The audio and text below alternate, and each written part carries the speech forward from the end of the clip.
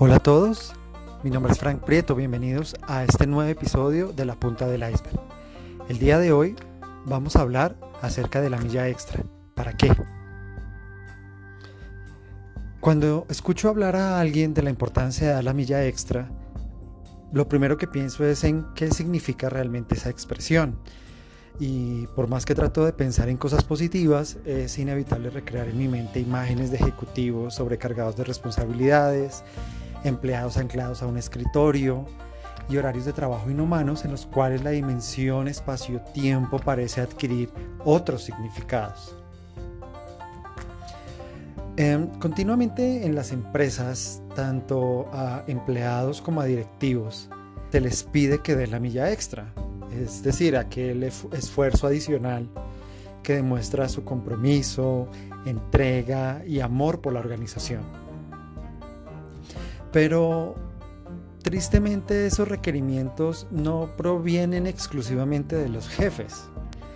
También podemos ver una infinidad de expertos organizacionales, oradores motivacionales, expertos en liderazgo, que promueven la milla extra como la quinta esencia de la excelencia personal, como el trabajar más de lo que trabajan los demás sea la clave para el éxito. Entonces, cuando la milla extra deja de ser una opción personal, hace mucho tiempo dejó de serla, y luego pasa a convertirse de un momento a otro y sin darnos cuenta en una obligación moral, en una norma social, es decir, es que ya no podemos elegir si queremos dar la milla extra, es parte de las responsabilidades de nuestro trabajo hacerlo, y en esa medida ya deja de ser algo interesante, deja de ser algo que expresa el ser o las intenciones o las competencias de alguien, para volverse una parte más, un punto más en el manual de funciones. Entonces, los jefes ya no te preguntan si quieres dar la milla extra o no. Ya te la reclaman como parte natural de tu manual de funciones. Entonces es como si dejar de lado el mundo que nos rodea, todo lo demás que existe en nuestra vida, porque los trabajadores, digamos, son personas que ejercen muchos roles al tiempo, no solamente son empleados, son miembros de una comunidad, son esposos, son padres, son esposas, son hijos, son pareja. Entonces la milla extra, cuando se vuelve una obligación, nos dice que debemos entregar alma, vida y sombrero a esa gran corporación como si fuese parte de las condiciones laborales que se pactaron en el contrato. Por otra parte, esos expertos que hablan de la milla extra están haciendo infelices a muchas personas, haciéndoles creer que en el camino al éxito profesional deben dejar hasta la última lágrima, la última gota de sudor y el último rastro de sangre sobre la arena. Y si no lo hacen, entonces esa es la razón por la cual tú no eres exitoso, la razón por la cual no eres líder, la razón por la cual no has logrado lo que tú sueñas. Y también hay una tercera parte que es culpable y son los mismos empleados. ¿Por qué? Porque se han vuelto presa del pánico y la paranoia al sucumbir a la presión de grupo, asumiendo comportamientos como por ejemplo, no dejar la oficina hasta tanto el jefe no se haya ido, ¿cierto? Porque eso es una forma de mostrar que estoy comprometido con mi trabajo. Así mi jefe tarde muchas horas en irse, ya cuando la jornada laboral ha terminado, pues yo sigo ahí para demostrar que estoy dando la milla extra. Otro comportamiento muy interesante es con aquellos empleados que huyen del trabajo. Es decir, cuando termina la jornada laboral, no se despiden como uno esperaría, ¿cierto? Se despide de sus compañeros para verlos al día siguiente, sino lo que hacen es un operativo de huida, de escapatoria, como si hubiesen cometido el espantoso delito de cumplir el horario. Entonces, en las empresas de ahora, cumplir el horario está mal. Irte a la hora que termina tu jornada laboral está mal. Y es muy curioso porque si las empresas te exigen una hora de llegada, una hora de inicio de tus actividades, deberían, si fueran coherentes, deberían exigirte también una hora de salida. Otro comportamiento que uno ve en los empleados es el matoneo a los demás compañeros de trabajo. Entonces, cuando yo veo que mi compañero de trabajo se está yendo al final de la jornada, no se está quedando, no está dando esa milla extra, entonces yo le doy una mirada despectiva, hago comentarios descalificadores por el solo hecho de no quedarse a trabajar más horas de las necesarias.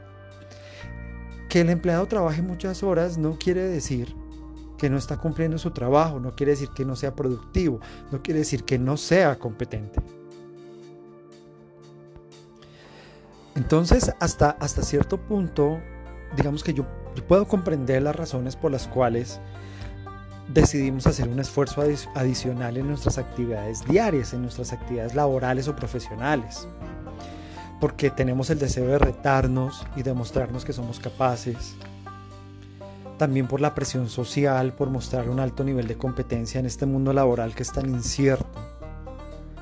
O simplemente por la satisfacción de nuestro ego al mostrar que podemos hacer más que los demás. Digamos que esas son algunas de las razones por las cuales podríamos estar interesados en dar la milla extra. Pero yo quiero que pensemos algo y reflexionemos sobre lo siguiente, y es ¿qué sucede cuando todos los empleados de una empresa deciden dar la famosísima milla extra? Pues resulta que los estándares organizacionales cambian. Empezamos en una competencia por igualar marcas, por romper récords, por ver cómo los observadores, la tribuna enloquece de emoción ante nuestro desempeño, y entonces entramos en una euforia por pasar al siguiente nivel. En términos deportivos, eso es lo que se llama el Citius Altius Fortius, más rápido, más alto, más fuerte. Pero imagínense una empresa donde tenemos una jornada de trabajo, donde tenemos unas responsabilidades, pero todos los empleados empiezan a dar la milla extra. Automáticamente la jornada laboral cambió, las condiciones de trabajo cambiaron. ¿Y hasta qué punto los empleados pueden aguantar esa presión? Inevitablemente van a empezar a fracturar su desempeño en algún momento. Entonces, esa actitud de dar la milla extra, que inicialmente nos debería llevar a la excelencia, a hacer mejor las cosas, a demostrar un genuino compromiso, se pervierte muy rápido en un comportamiento colectivo que no es más que la expresión de qué tanto estás dispuesto a sacrificar de tu vida personal para evitar ser visto como alguien incompetente. Entonces aquí la milla extra ya no es un tema para mostrar competencia, sino para mostrar que no soy un incompetente. Entonces es ridículo ver cómo en muchas empresas, y debemos ser sinceros, en muchas más de las que quisiéramos reconocer, se asocia la milla extra con trabajar más horas de las pactadas, con asumir responsabilidades que no estaban consideradas como funciones propias del cargo, y también a estar obligados a generar mayor valor para la compañía sin que ello implique un mayor valor que sea explícito e intangible para el empleado. Entonces, está la obligación de generarle mayor valor a la empresa, pero el empleado no está viendo cómo lo beneficia. Entonces, cuando uno habla de esto, uno podría decir que esto es amor al arte. Algunos dirían así. Mi opinión es que es simplemente más trabajo por el mismo sueldo. Y todo esto lo disfrazamos con eufemismos, como por ejemplo, es un proyecto importante para la compañía. Entonces, porque es un proyecto importante, tenemos que dar una milla extra. Es una contingencia que estamos viviendo. Entonces, como es una contingencia, tenemos que dar la milla extra. Estamos en reestructuración. Entonces, como estamos en reestructuración, todo es un desorden, entonces tenemos que dar la milla extra. O estamos viviendo un periodo de cambio. Entonces, como estamos viviendo un periodo de cambio, tenemos que dar la milla extra. Pero piensen en esto. No existe ni una sola empresa en el mundo que sea inmutable. ninguna que no esté enfrentada a cambios, ninguna que no sufra contingencias día a día, ninguna que no tenga en su mente proyectos. Es decir, eso hace parte del día a día de la organización. Los proyectos, las contingencias, las reestructuraciones, los cambios, las crisis, es un asunto natural de las organizaciones. Es parte del trabajo atender esos asuntos. La pregunta aquí es ¿por qué los dirigentes, los líderes de las empresas asumen todo eso como si fueran hechos aislados, fortuitos, especiales, que requieren del personal una o varias millas adicionales para que puedan ser enfrentadas? Si ustedes lo analizan y observan su trabajo, sus empresas, es una parte vital del trabajo. Los cambios, las reestructuraciones, los proyectos, las contingencias son parte vital del trabajo y como parte vital deben ser planeadas. Y como son planeadas, también deben ser pagadas al empleado. Supongo que en algún momento, en este punto, algunos estarán pensando o podrían pensar que mi discurso está invitando a la mediocridad, ¿cierto? Porque entonces implica que no quiero hacer más de lo que me toca, o mejor, tal vez estoy diciendo que debemos simular el trabajo para que parezca que me toca hacer mucho, o más bien que debo dedicarme a quejarme para evitar esa carga adicional de responsabilidad. No estoy hablando de eso. La invitación que yo hago a ustedes va orientada a pedirles a los jefes, a los líderes, que empiecen a dar su propia milla extra, que dejen de ser simples jefes y se comporten como los líderes que dicen ser, porque ahora en las empresas todos son líderes, ¿cierto? Entonces ya se acabó el título de jefe, se acabó el título de supervisor, se acabó el título de coordinador, de gerente. Ahora a todos los llamamos líderes, como si el liderazgo fuera algo que yo pudiera imponer, como si el liderazgo fuera un cargo de la organización. Entonces, si nos creemos líderes, demos nuestra milla extra como líderes y cambiemos nuestros comportamientos. Entonces, tengo 3 tips que podrían servir. El primero de ellos es planear las contingencias. Las contingencias son parte del trabajo y aunque es difícil saber en qué momento ocurrirán, deben estar contempladas dentro de las cargas de responsabilidad que se asignan a los empleados. Es decir, yo no sé cuándo va a ocurrir una contingencia ni cuánto tardaré en solucionarla. Pero lo que sí es claro es que todo el tiempo tenemos contingencias. Entonces, si yo soy un buen planeador, yo debería calcular más o menos cuánto tiempo dedican mis empleados a atender contingencias y eso debería ser parte de la estructura del cargo. Lo segundo, hay que gestionar los proyectos. Nosotros no podemos crear proyectos sin tener equipos, responsabilidades, recursos y tiempos. Es un principio básico de la gestión de proyectos. Asignar tiempos, responsabilidades y recursos. Y algunas empresas piensan a veces que los empleados son como un árbol de Navidad, al que le puedo colgar todos los adornos que yo quiera. Entonces, tenemos un nuevo proyecto, tú lo vas a ejecutar, pero no te descargo responsabilidades actuales. Eso va en contra de la gestión de proyectos. Porque un proyecto por sí mismo es una unidad de gestión.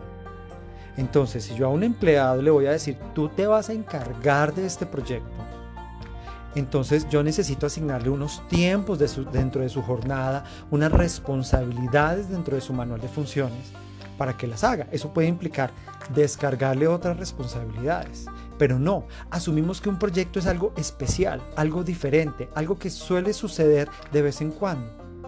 Pero la verdad es que todas las empresas están desarrollando proyectos todo el tiempo.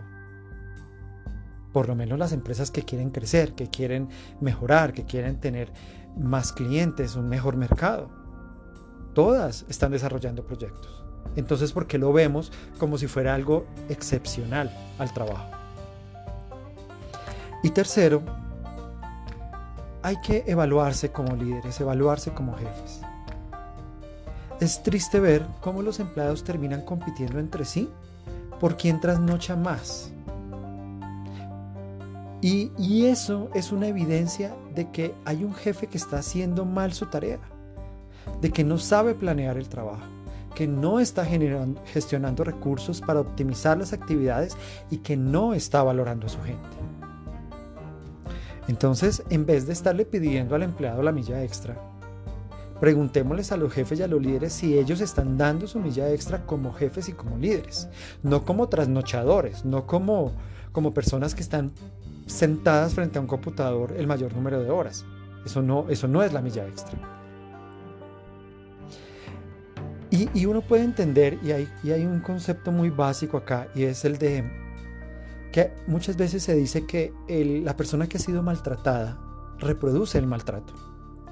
Y eso lo vemos en muchos aspectos, no solamente de las relaciones intrafamiliares, en los ambientes personales o sentimentales, emocionales, sino que también lo vemos en las relaciones laborales. Entonces a veces yo fui un empleado y ahora soy jefe y a mí me maltrataron. Entonces yo reproduzco ese maltrato y muchos jefes hacen eso. Hacen con sus empleados lo que ellos criticaban de sus jefes.